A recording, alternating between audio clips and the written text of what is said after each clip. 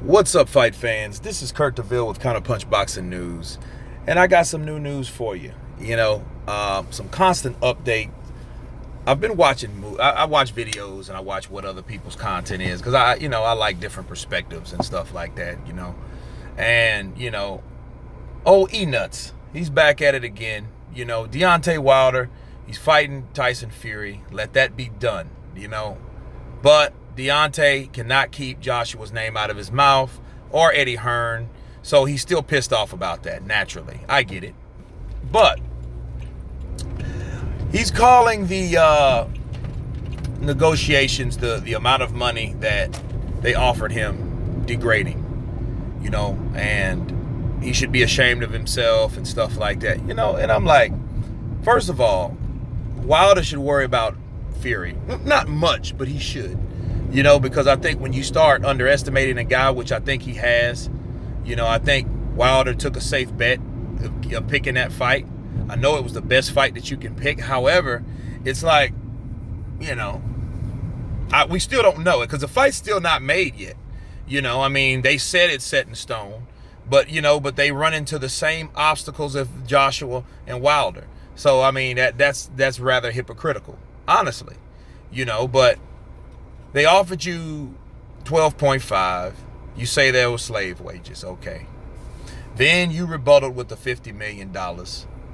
And supposedly, the proof of the funds, it turns into he said, she said, hey, yeah, the funds were there or whatnot, and it was, and they wanted proof of funds. Okay. Even if you had proof of funds, but then you had no contract saying you had proof of funds or saying that you're going to make it. It's just, hey, I have $50 million, which your email, I guess, could validate, maybe, but normally it's supposed to be in an escrow account, whatever, right? Then they offered you $15 million, and then that wasn't enough for you until 2 or 3 weeks later. Then all of a sudden it was enough. You know what I mean? Because it's almost like, oh, well, all of a sudden, Joshua's fighting Prevectin for the WBA mandatory. So all the Wilder fans like, why is he just now fighting, Prevectin? Well, Prevectin was always the mandatory. It wasn't just he's fighting him now. And if the WBA, either they said it or let's say they made it up, hypothetically, like Wilder fans claim, okay, they made up the claim that the WBA went after Joshua for not fighting his mandatory. He still had to fight Prevectin anyway.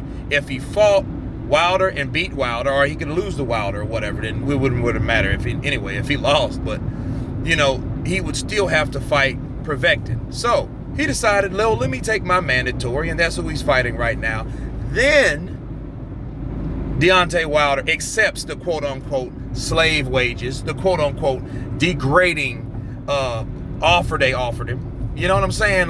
But now you accept it. Why did you wait so long? Because it seems like it now is a cop-out. You waited dead until I'm fighting another fight for my mandatory. Oh, well, no, wait. I'll take the money now. I'll take the money now, though. You know what I mean? It doesn't even make sense. And then they offered you $7-8 million to fight White, but you're going to get Fury. And we don't, again, it's not made, so we don't know how much you're going to make.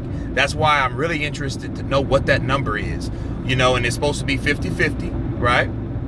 Well, if Fury's supposed to get 50 and Wilder's supposed to get 50, that's a pretty even split. But it's all propaganda and it's all strategy, because they want to prove him. See, both of these guys are trying to do the same thing. They're trying to prove to themselves how fast and how easy it is to make a fight with each other to show up Joshua. I get that. It's all strategy, So may the best man win on that. But to really focus on Joshua and say that's degrading and then, or slave wages and but you wait till after the fact and agree to them. It's almost like you're reneging on your own words and your own, your own better judgment. If your own better judgment says, hey, I think I'm worth more, so give me more, right? What you're giving me is degrading. Okay. Well, don't go back on your word after the fact. Because if you knew, because it only seems like an excuse to me, because if you said all that about that offer, like he went like Adrian Broner left, this is, this ain't what it is, nah, that ain't cool. I don't want that. You know, this is trash. This is garbage or whatever. But then you accept it. It makes you look like a hypocrite at the end of the day.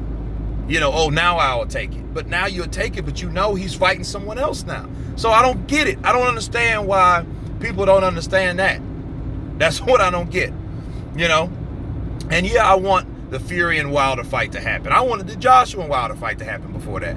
You know what I mean? But if he was that desperate and that hard up to fight Joshua, he'd have took that 12.5 or that 15. And I thought it was pretty smart for him to hold out because it was working, because they were increasing the money, because they went from 12.5 to 15 million. Then after the 15 million for Joshua, they offered him more money to fight White. Instead of the 5 million, they offered him 7 or 8.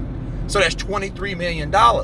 So yeah, it was a smart move, you know, but if he gets the fight made with Tyson Fury and beats Tyson Fury, you know, he can get more money. I get that. But don't say it's not about the money and it's about the legacy. And another question I gotta ask. He says kings don't chase kings. That kings don't chase peasants. Kings chase kings. Okay, that's his quote. You know, and he looked at Tyson Fury as a king. But he hasn't fought Tyson Fury yet. That fight hasn't been made thus far. It's supposed to be announced in 10 days, maybe 2 weeks away. But it hasn't been made yet. So the question is, what king has Wilder slayed? That's my question for everybody. Anyway, you guys tell me what you think about this. This is Kurt DeVille with Counterpunch Boxing News, and you guys been counterpunched. Peace.